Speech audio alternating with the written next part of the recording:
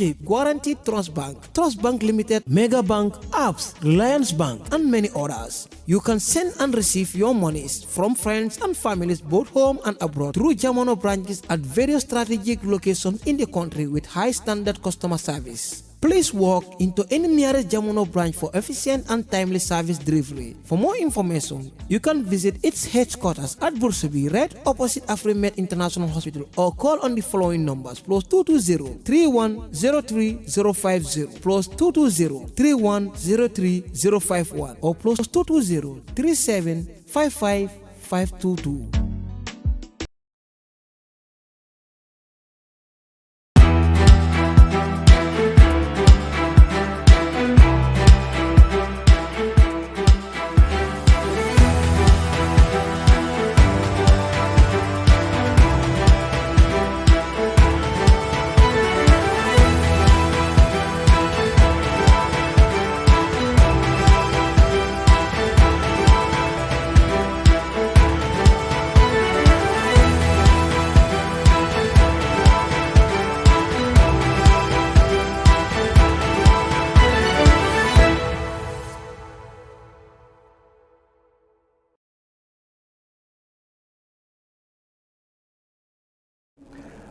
Good afternoon, viewers. You are watching us on Kairaba News Network. This is your favorite weekly program, weekly news recap. I am Alkali Cham, your host. My guest today is the Press Secretary of the Gambia Democratic Congress, GDC, Marie. Marie, you're welcome to the show. Thank you. How do you feel being here today? First of all, Alhamdulillah, and greetings to every viewer out there. My name is Mary K. Baji, like he rightly mentioned, and I'm really glad and happy to be here. It's really a privilege to be your guest today. Mary, how do you feel being part of the Gambia Democratic Party as one of the biggest political parties in this country? I feel proud to answer that question because I don't know about anyone else, but to me it's the best party to be on, and I would like to seize this opportunity to send my greetings to every GDC militant, and from Honorable Kande downwards, I would like to say everybody hello, and then Manglenanu Yen, yep. And then actually, I'm proud to be a part of GDC because Honorable Kande is a very exemplary leader, and I'm action-oriented when it comes to whatever I do in life. I want to make sure the results show off. Okay. And Honorable Kande have done a lot for this country, and looking at his hard work as a patriotic citizen, and then everything that he did for the Gambia up to date, he did not give up. He's still doing more. It's something that really sends an alarm. As an opposition party doing that, it's very rare in Africa especially to have an opposition party that contributes towards the development of their country, withstanding the fact that they are not yet on power. So it's something that really triggered me to be part of GDC. Most of your supporters or well-wishers do attribute the good work of your party leader, Mama Kande, and says that he has brought about some social developments, especially to the rural communities. That's right. Could you please share some of these projects, that Mama Kande single-handedly sponsored? That should have been done by the central government. There is a village around Farafenni. I actually forgot the name. I'm sorry about that. But I will get you the name so you can put it on the timeline as I'm saying. Okay. And then those people never thought they will have water, like clean drinkable water. It was very hard to access water. Those remote villages, like most of them will take their donkey carts to the border, like near Senegal, to get water.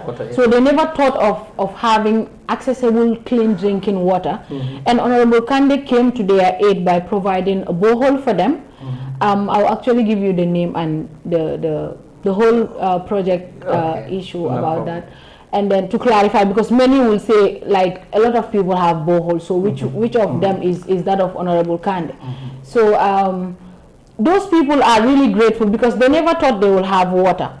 It was very difficult to access water, and he provided borehole for them, and that borehole is extended to taps into various you know, the meeting points in the community where the whole area can access the borehole water from. Yeah. So we come to your party as well as one of the biggest political parties, as your party members would claim.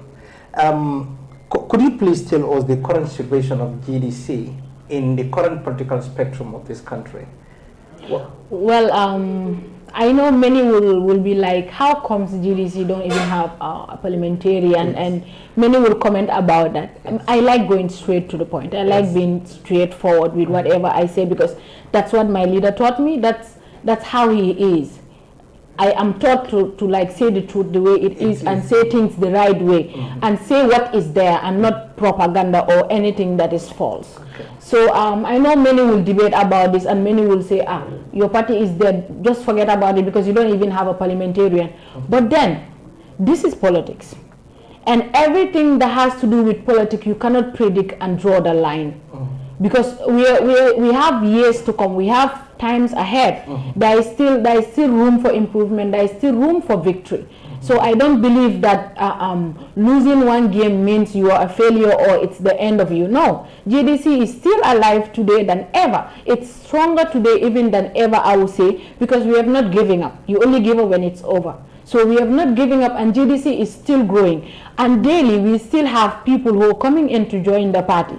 Though not every opposition party have the chance to have a media that will publish and be, you know, and be propagating for the party indirectly, but then if it comes to reality, GDC is not a dead party, and we still have supporters and militants, and I don't believe that all those who came to the nomination have backed out from GDC. They are still there, just that our time have not come yet, and we still with the faith that a day will come that Honorable Kande will be the leader of this country. What are some of the steps that have been made by your party to revive, you know, to at least gain majority one time in the parliament, in the subsequent parliamentary elections that are to come in the future? Come again, please. What are some of the activities that you're doing at the party level to ensure that you regain weight in order to occupy the parliament again? Okay, that actually came by the way because we are already planning our Women's Wing Congress, which is next month, October 28th. So we are trying to, you know, renew the executive members of each sector in the party, like the youth wing, the women's wing, and the central executive itself. So we are starting with the Congress for the women's wing, and after it's been structured properly with able women for the party, and then we will move to the youth wing and gradually to the central executive, and then the main Congress that is officially going to be approved by the IEC. You being a female, and activities are propagating or encouraging women participation in politics.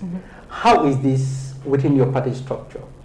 Well, the fact that we are starting with the Women's Congress, I think sends a message. I think it rings a bell. Well, women are given priority when it comes to GDC. Looking at my position, myself as an example, whenever I'm asked this question, I give myself as an example.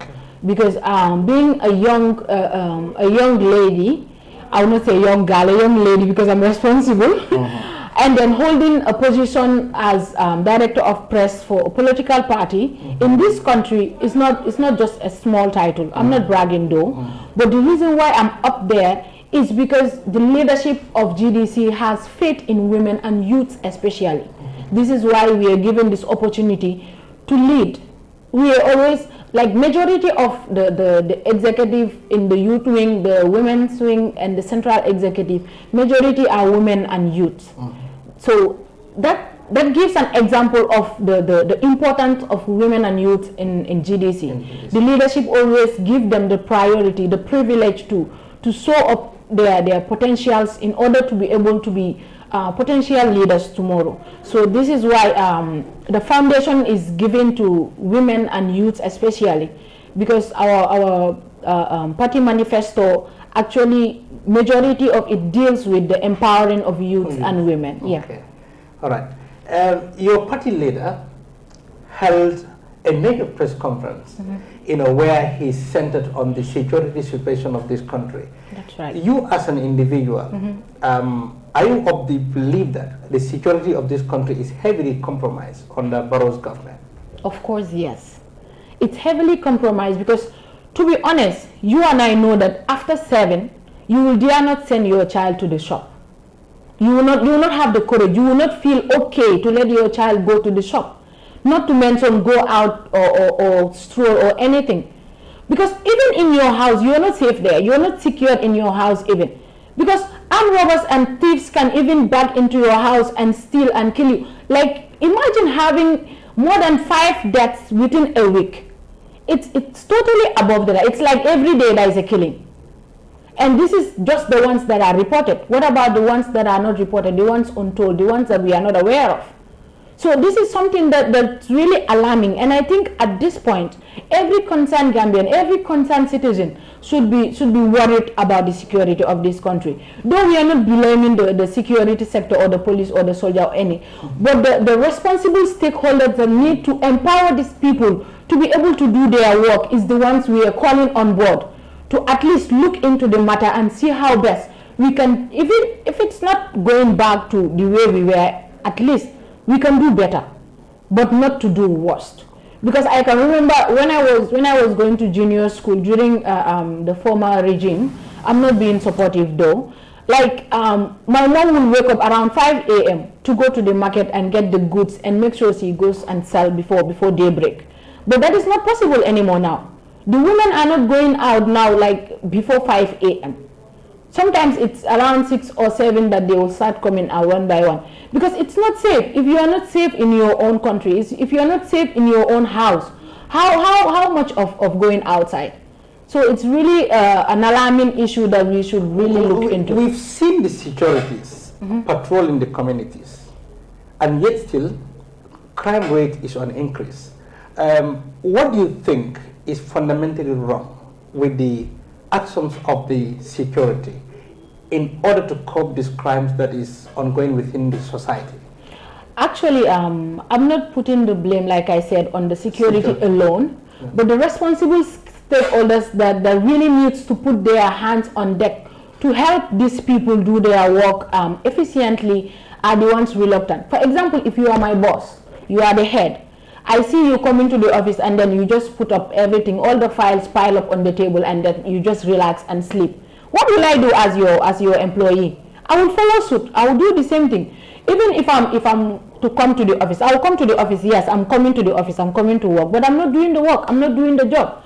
So it's not about patrolling alone. It's not about being there and be visible. Those on the top need to do their responsibility for the ones on the grassroots to imitate from them and do the right thing.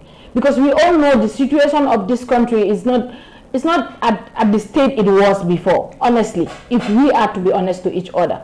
Because at first you will see someone arrested or fired for corruption or for misbehavior or for abuse of office and other stuff. But I've not heard that since. I've not heard that for a while. And you don't expect the head to misbehave and then the followers to do well. Everything starts from the top. That's why I say I don't blame the security alone. I blame the stakeholders. I blame the responsible. In fact, every Gambian that is patriotic enough, this should be your concern. This should be your responsibility. And I think we should not just keep quiet and wait for politicians to talk and then we start giving them names and titles. Every responsible Gambian need to come up with a way to like say that like this is enough, like we don't want this is not going the right way, and you this is what you're supposed to do and you're not doing this. Like the responsible people should be held accountable for their actions and for everything that they are leading the country towards. It's not only politicians or opposition party that will be talking always, so we will keep being the enemies of the incumbent. No, that is not the issue. Because I know after the press release, many will say, it's just an opposition talking, it's just, opposition words that are just being used. But actually, this doesn't concern Honorable Kande alone. You and I are concerned because you don't know who is the next victim. you cannot tell who is the next victim. We are all concerned. This has to do a responsibility of every citizen in this country. As a well-known political party, that is the Gambia Democratic Party, these are problems that your party leader have identified, and you, as a member within the party, are you aware of any advice that your party leader have once put to the government of the day in order to improve different sectors of development? Of course, not once, not twice, and then I think the reason why he called for a press conference is to make it public, to make it clear. Because even in local proverbs, they will say if you can do a discussion in the room and it's not enough, you come to the sitting room. If it's not enough, you go out. I think that's a Wolof proverb. So what Honorable Kande did by calling for the press conference is that for the entire public to know that there is an alarm going on, and then someone needs to be questioned about it, and then the responsible people need to be aware that Gambians are not liking what is happening. This is why he called for a press conference. Calling for it alone and speaking to the general public, especially to the ministries and the responsible stakeholders alone, is an example of being concerned and trying to get the message to them. Because media is faster in sending message. For example, if I should call you, and you know that I'm calling you to tell you that Mr. Cham, what you're doing is not right. I think if you do it this way will be better. If I call you, you will not pick my call because you will not want to hear what I say, because you assume you already know what I want to say. But if I come out on camera and then say everything that should be said, and everyone will be aware, then tomorrow no one will say, where are you when this was happening? You did not say anything. This is why I like MC Cham. Honestly, he is someone that doesn't keep quiet about the truth. Like whatever is happening in the country, whatever situation, really good or bad, he will accredit it according to what is happening. But what do you say to the critics that says that MC Cham never speaks good about the government, even they score better marks in terms of performance? Well, I disagree with that. I actually disagree with that, because there are so many interviews of MC Cham, I don't know if people do follow keenly, where he gives credit to the president whenever he's right, whenever he does something that makes sense, something that is really appreciative. So he's not always against him. Actually, what he does is spotting out the points. That's what MC does. He spot out the points. He spot out the loopholes. So it's up to the president and his cabinet to look into those loopholes that MC is spotting out, to mend them. It's just a matter of seeing what the person is saying and do amendment.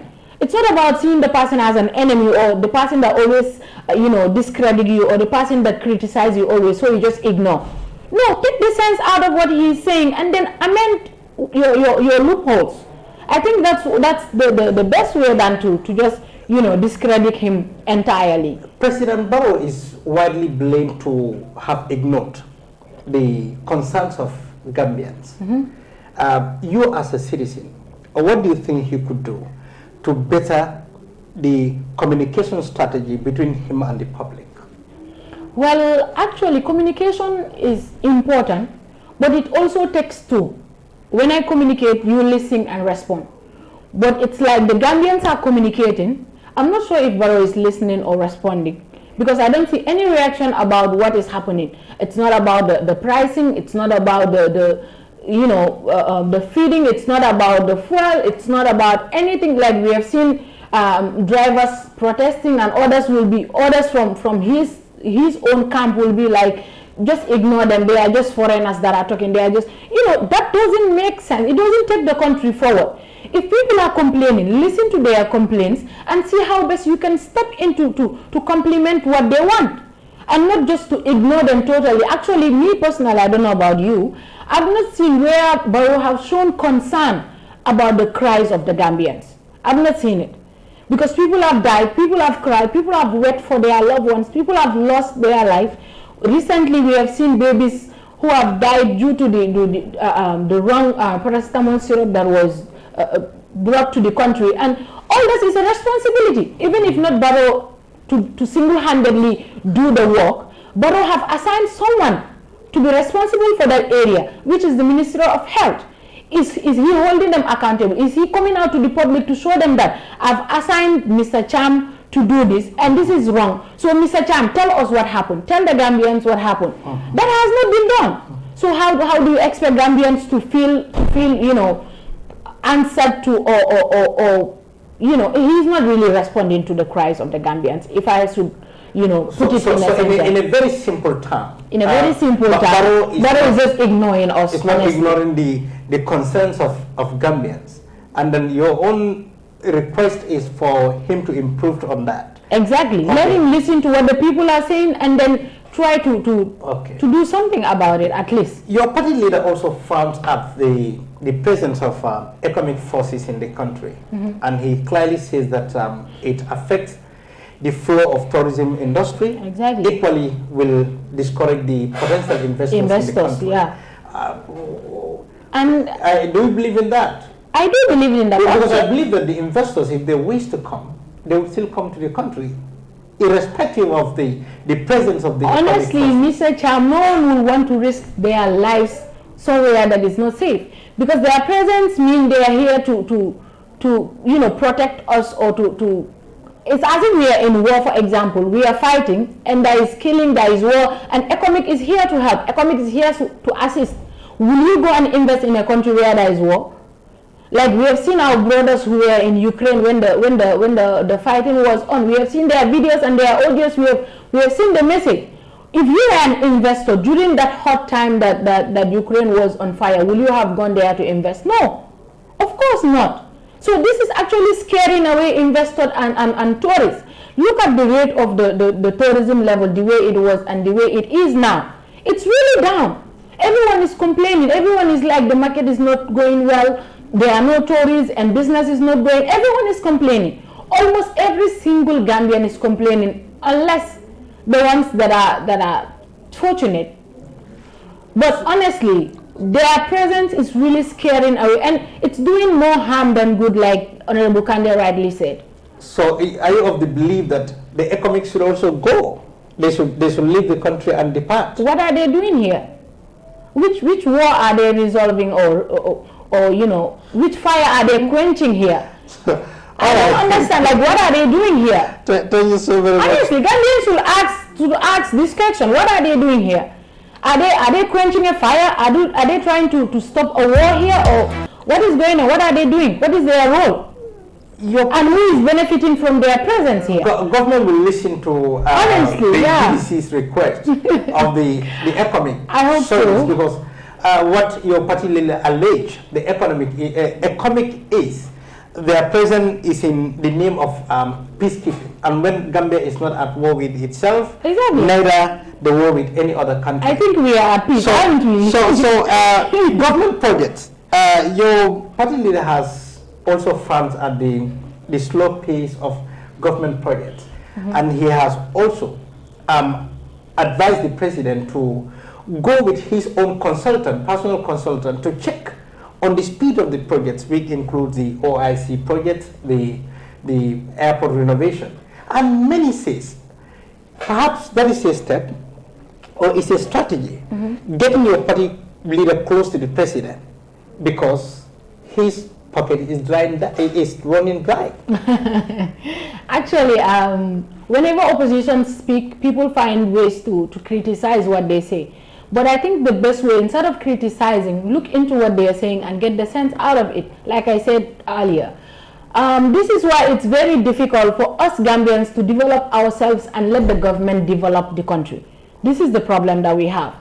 Honorable Kande is trying to at least assist or complement government in what they are doing by trying to not only stating their loopholes and downfalls, he's trying to give him an idea of how to resolve that problem.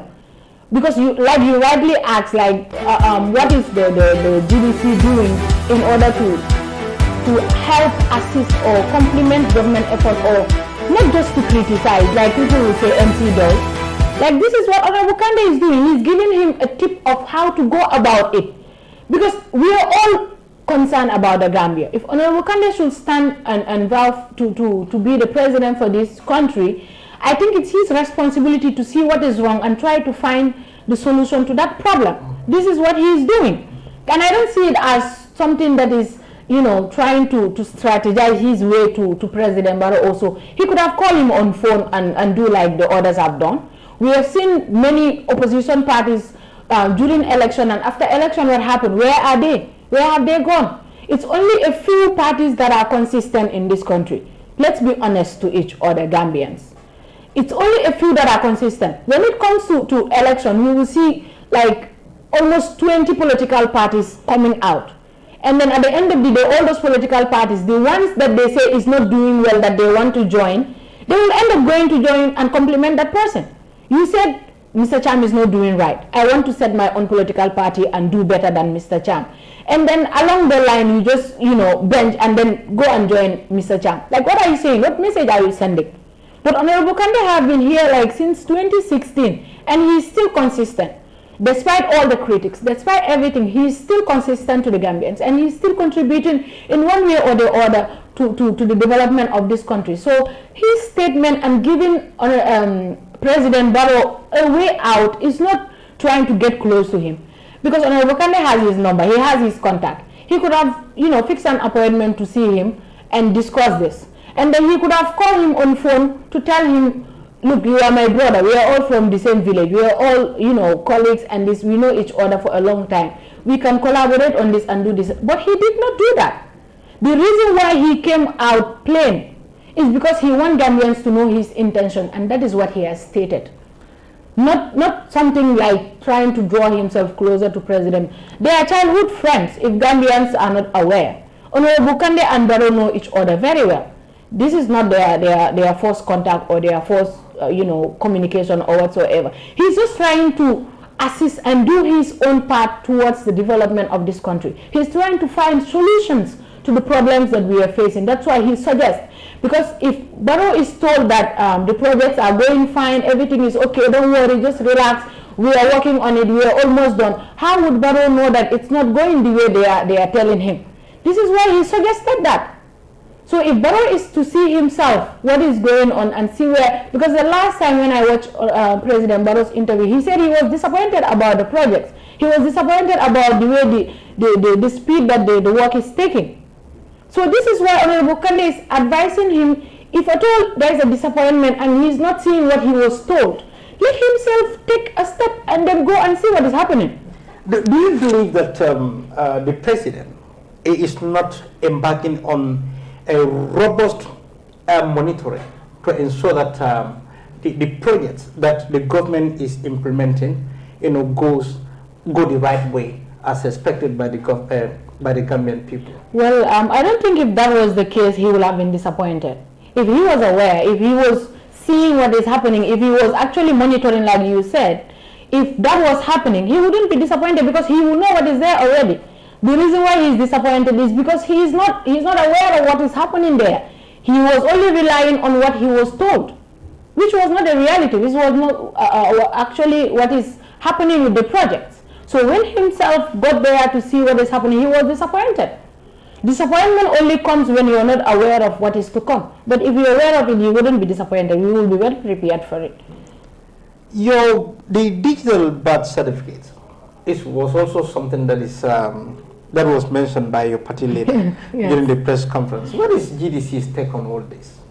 Well, actually, Mr. Cham, it's very important to ask questions. Gambians, our problem is we don't ask questions. We don't ask why. We don't ask what. We don't ask how. We just, we do like the soldiers rule. Obey and follow orders. Complain. Yeah, and complain later.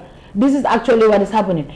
But actually, you have your birth certificate, you have your ID card, you have your passport with you. If the passport or the birth certificate should be renewed, I think you taking your passport or your ID card should be enough. Why do you need your parents' document? Because when making your passport, you use your parents' document for the details of your birth information, for your ID card and for your passport. So if it's renewal, when you go for renewal, even if you lost your ID card and you go for renewal, you don't need to take that. It's in the system already. All you need is just take the information that is there, renew it, and then give you a new one. I think that is what the meaning of renewal is. I don't know another definition about it, but when it comes to renewal, that is what is called renewal of a document or something. You already have your documents that show that you're a nationalist. So those documents should be enough proof or enough evidence to give you a new one. Because you're renewing your birth certificate, you already have a birth certificate, you're renewing it. So renewing your birth certificate, you need the old one to renew it. Why bring your parents' ID card, your parents' birth certificate, the alcalos paper, all those, for what?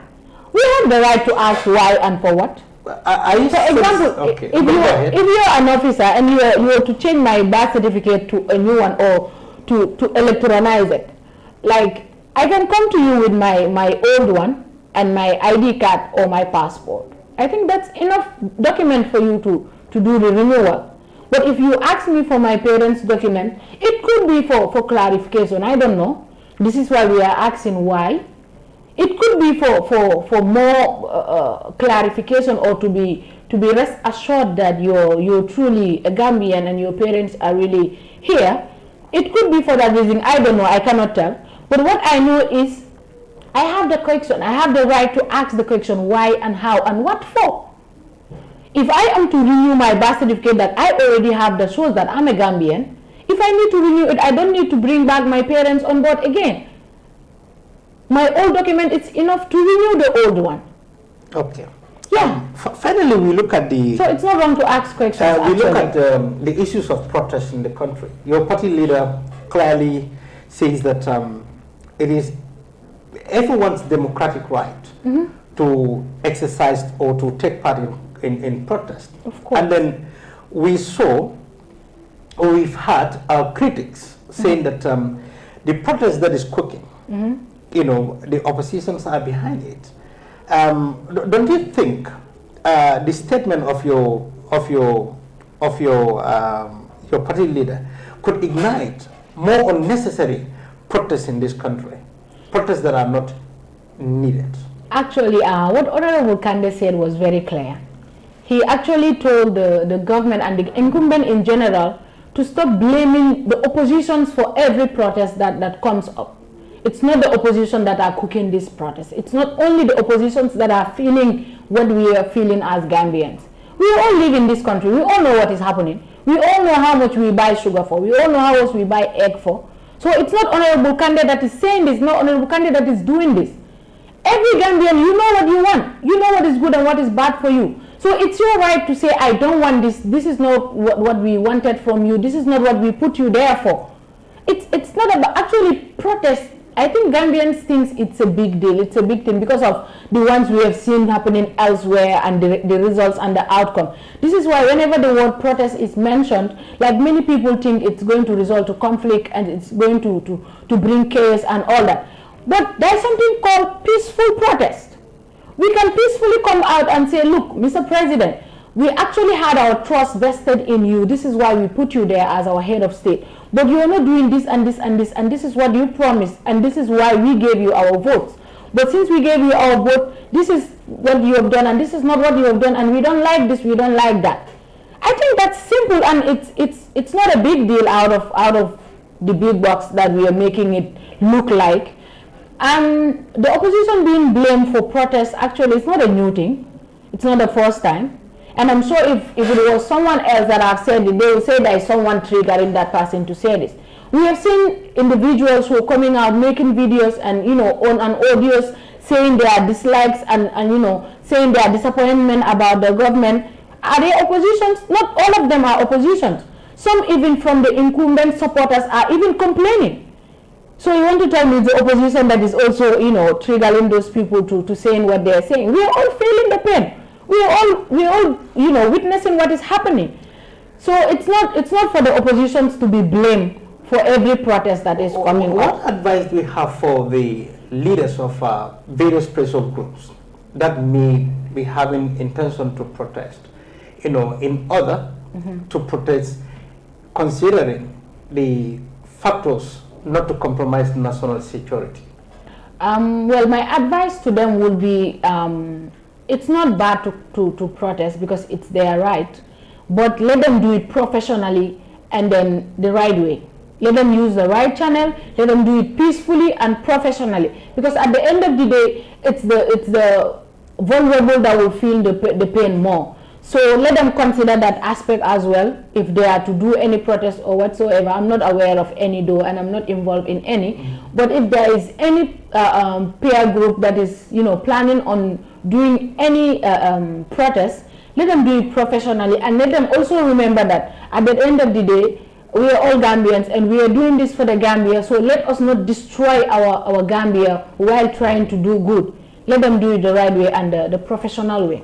Good. That's our Gambia. Let us protest in a very peaceful way, and let us not spoil everything that we have built together.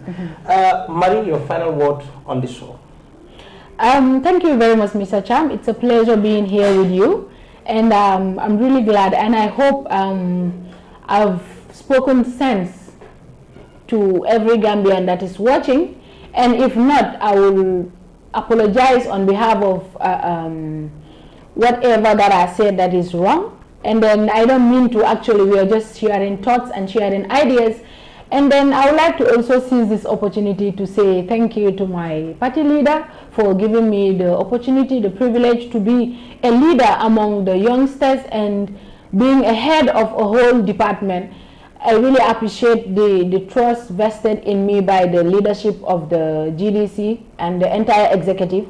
I really want to say thank you to them, and thank you to every viewer that have given me their time to listen to what I have to say. And please take the sense out of this. Please don't see it as an opposition talk. Let's just come together as Gambians, because this is what Honorable Kande always portrays whenever he's talking. He talks about unity and peace, and this is what Gambians don't even understand about him. It's not about getting close to someone. It's not being hypocrite and saying, a solution, trying to get to the person. He's not that type. He's a straightforward man, and let's always be truthful and honest to ourselves. This is something very important when it comes to development. If we want to sustain what we already have and build better, we need to be honest to each other. If we are doing right, let's call it right. If it's wrong, let's call it wrong. Despite the fact we belong to, different political parties, we still belong to one Gambia, and this is what unites us. So it's a word of thank you from me, and then I'm glad to be here, Mr. Cham. Thank you for hosting me. Thank you so very much, viewers. That bring us to the end of the show. I was your host, Alkali Cham, and my guest was Marie, the eloquent press secretary for the opposition Gambia Democratic Congress. Thank you so very much.